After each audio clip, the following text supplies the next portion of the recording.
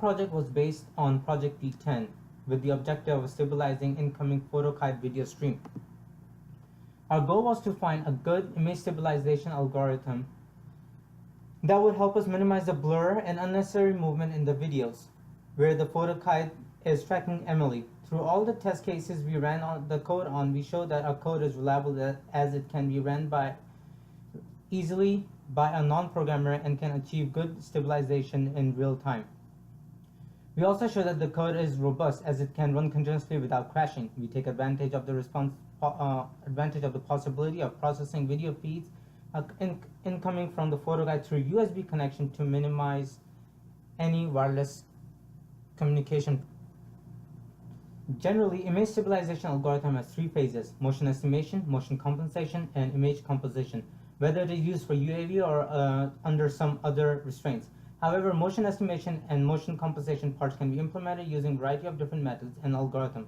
Most algorithms are not compatible with real-time video processing because they take large number of frames and use similar features from these frames.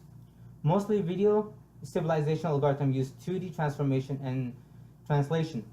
Because analyzing data in 3D and topology of the land would be expensive and it is not really needed for implementing a basic video stabilization algorithm, we decided to use the same approach because for the purpose of our project.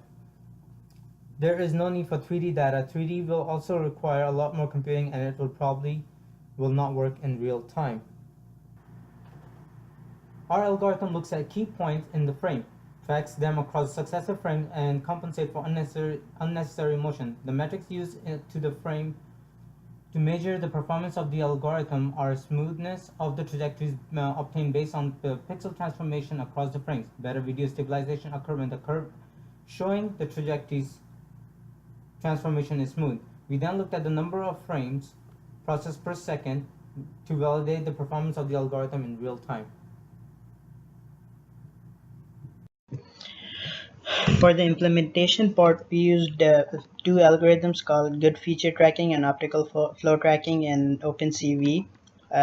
These two algorithms basically track corners, any features such as sharp edges, sharp corners, immediate color changes, any huge contrasts between colors, such features. It tracks about 50 of them, and then it calls an algorithm called estimate rigid transform.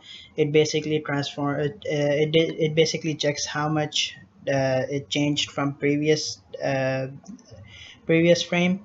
And then we have calculate transformation, which basically outputs what estimate rigid transform calculated, and it outputs it to a data log, and then it copies current frame to the previous frame and writes the frame to a video file, and then it repeats for any new frames.